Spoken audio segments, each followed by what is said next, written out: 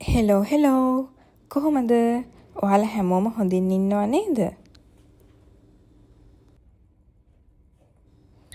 Welcome back to my YouTube channel.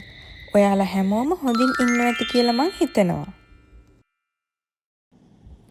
අද ලස්සන ඉරිද දවසක්. ඉතින් බලමුද අද අපි මොකද කරන්න කියලා. ඉරිද කියන්නේ ඉතින් අපි දෙන්නම ගෙදර ඉන්න දවසක්.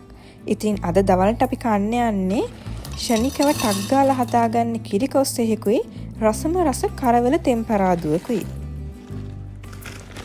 ඉතින් ස්පෙෂලිම ඔයා රට ඉන්න කෙනෙක් නම් මෙහි කොස් හොයාගන්න එක ඉතින් හරිම අමාරු වැඩක්. ඉතින් මේකට හොඳම ලේසිම විසඳුම තමයි ඩීහයිඩ්‍රේටඩ් කොස් ගන්න එක. ඉතින් කරන්න තියෙන්නේ මෙන්න මේ වගේ කොස් ප්‍රමාණයක් භාජනයකට දාලා ඒක පිරෙන්න වතුර දාගන්න. දැන් තියෙන්නේ මේකට වතුර පිරුණට පස්සේ මේක ෂීට් එකකින් කවර් කරන්න. කවර් කරලා පොඩ්ඩක් හිල් 2-3ක් විදින්න. එතකොට අර ඇතුලේ රැඳෙන හුමාලේ පොඩ එළියට යනවා.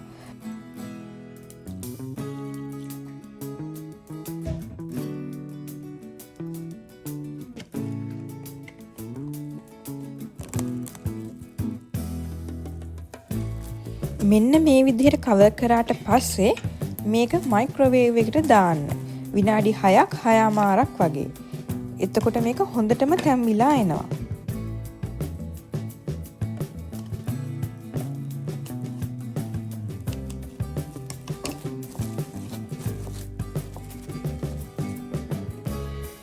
ඉතින් අද මම මේ කිරිකොස් මාළුවත් එක්ක කන්න හදන්නේ මුහුදු කුකුල කරවල කියන කරවල ජාති. ඒක හරිම රසයි තෙල් දැම්මහම. ඉතින් මේ වගේ අවශ්‍ය ප්‍රමාණයට කරවල ටිකක් භාජනයකට දාලා ඒකට මම උණු වතුර ටිකක් දාලා තියෙනවා පෙඟෙන්න.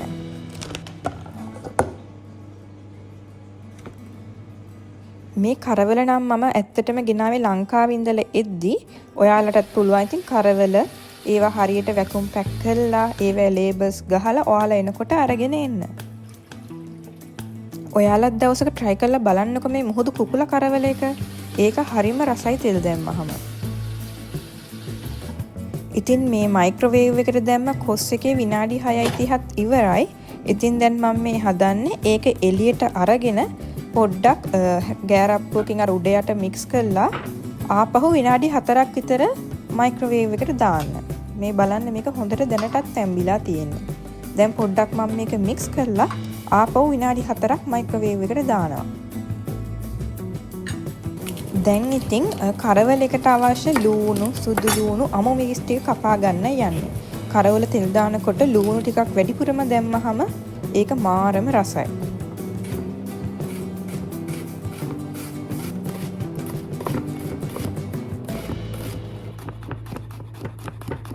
මං තක්කාලි නම් දැම්මේ නෑ කරවල තෙම්පරාදුවට. මොකද මං අහලා තියෙනවා තක්කාලි දාන්න හොඳ නෑ කියලා. ඒක ඇත්තද නැද්ද කියලා මම දන්නේ නෑ හරියට.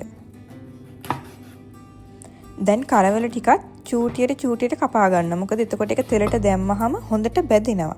මේක හොඳට බැදුනහම තමයි ඉතින් තෙම්පරාදුව රහ වෙන්නේ. ඉතින් මං ඉස්සෙල්ලාම කරගන්නේ තෙල් ටිකක් දාලා කරවල ටිකක් බැද ගන්න එක හොඳට. කරවල ටික බැදෙනකොට මගේ කොස් ටිකත් හොඳටම තැම්බිලා තියෙන්නේ. මේ බලන්න මේ ටික හොඳටම තැම්බිලා දැන් තියෙන්නේ. එහෙම කලින් මේක පෙඟෙන්න දාන්න කිසිම අවශ්‍යතාවයක් නැහැ.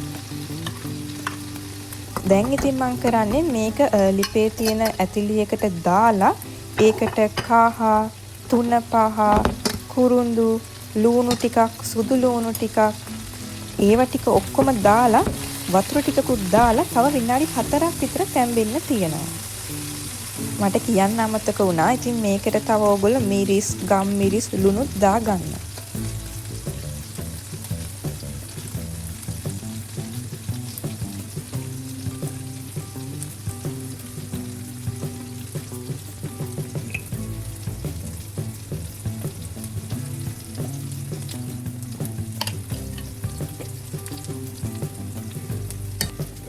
ලංකාවේ නම් හැබැයි ඕන තරම් කොස් ගන්න තියෙනවා. මං ඒත් හිතන්නේ ඔයා රැකියාවකට යන කෙනෙක් නම් මේ ඩීහයිඩ්‍රේටඩ් කරපු කොස් අරගෙන මෙහෙම හදලා බලන්නකෝ.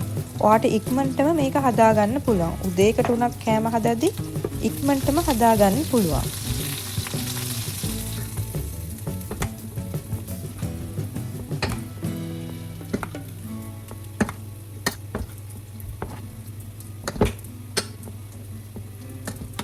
ඉතින් මේ වගේ ප්‍රමාණයකට වතුර දාලා විනාඩි 4-5 තැම්බෙන්න තියන්න.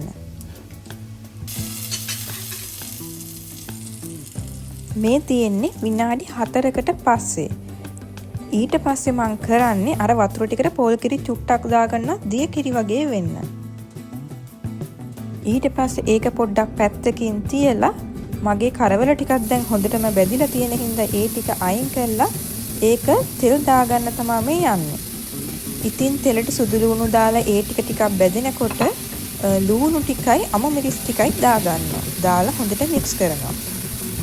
ඊට පස්සේ ඒකට කෑලි මිරිස් ටිකක් වැඩියෙන් දානවා. ඊට පස්සේ ගම් මිරිසුයි දාලා මික්ස් කරන්න තමයි තියෙන්නේ.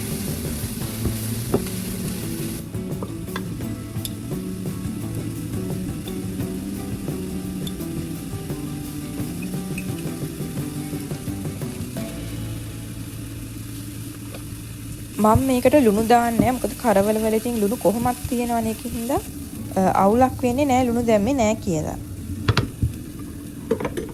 ලුණු ටිකක් තෙලෙන් තැම්බීගෙන එනකොට කරවල ටික දානවා. දාලා හොඳට මික්ස් කරනවා.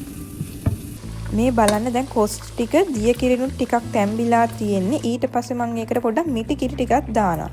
මේ මිටි කිරි ටික දාලා මේ කොස් එක තව විනාඩි 2-3ක් තියෙනවා. මේ බලන්නකෝ දැන් මේ තියෙන කිරි කොස් එක හරියට ෆ්‍රෙෂ් කොස් වලින් හැදුවා වගේ හරිම රසයි. කරවල තෙම්පරවදුවත් රසටම ආවා.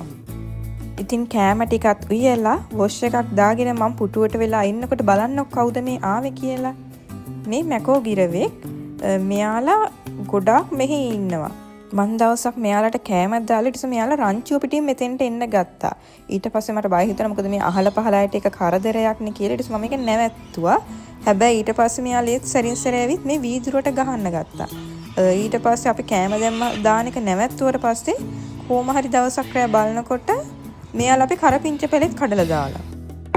දැන් ඉතින් සුපිරි කෑමක් තමයි තියෙන්නේ. බතුයි කිරි කොසුයි කරවල තෙම්පරාදුවයි. හරිම රසයි ඉතින්. දැනුත් කටට නිකන් කෙල උනනවා වගේ.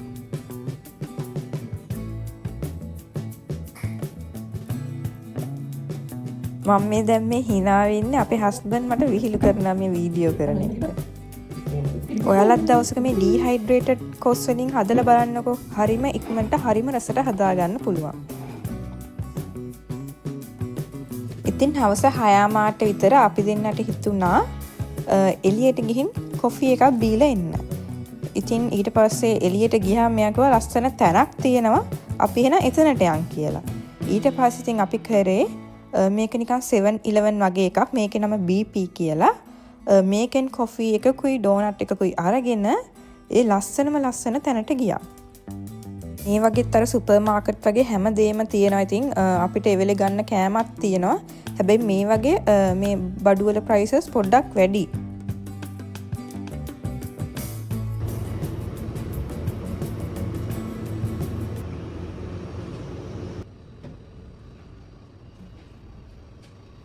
ඊට පස්සේ ඉතින් අපි ආවේ කොෆි එක බොන්න මෙන්න මේ ලස්සන තැනට.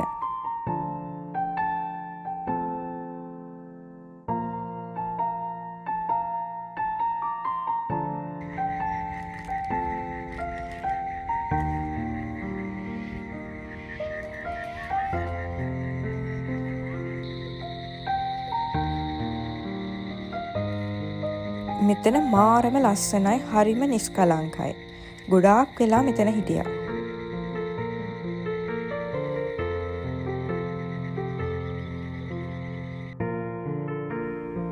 ඉතින් අදට මං ගිහින් එන්නම්. ආපහු ලස්සන වීඩියෝ එකකින් ඊළඟ සතියෙත් එන්නම්.